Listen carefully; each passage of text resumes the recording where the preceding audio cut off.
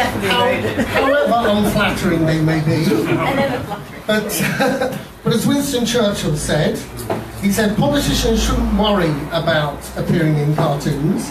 They should worry when they stop appearing in cartoons. And I imagine what he'd say now, he'd probably advise them, probably to go on to Strictly.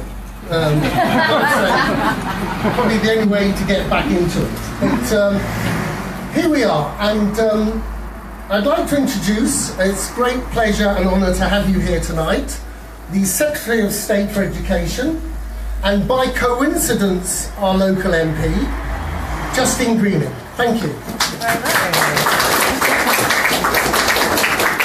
Well, follow that, and I'm really delighted to be here actually. So I wanted to come along as much as anything as a local MP, because I've slightly chastised myself over the last year for going past this shop a million times and always being too busy to come in. Because of course, for me, it is a fantastic place to sort of browse around and have a look at some of these incredible cartoons. And it's interesting to hear you, Tim, run through people's attitudes towards them. Because from my perspective, I always feel like the best politics for people is almost like observational comedy. It's a politics that suddenly talks about our lives in a way that just makes you think you've got it.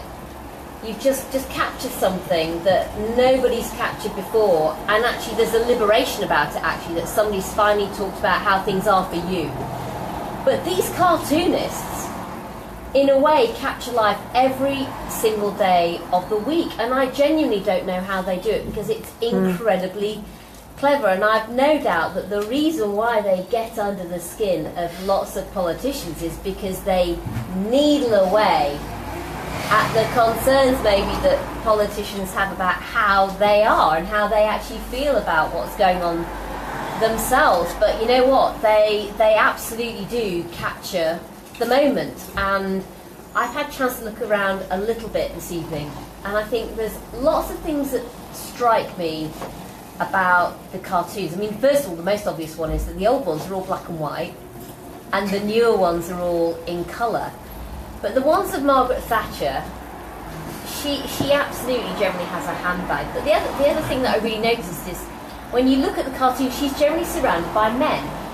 And actually it does give you a sense of how much at the time she was a woman in a man's world of politics, and that actually this was a big part of how people saw her as well.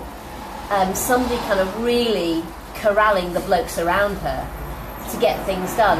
Today, of course, there's a different kind of politics, and actually it was interesting that, again, one of the cartoons up is of then Theresa May and Nicola Sturgeon, backs to one another with two pistols in their hands, about to stroll off in their high heels to do a duel.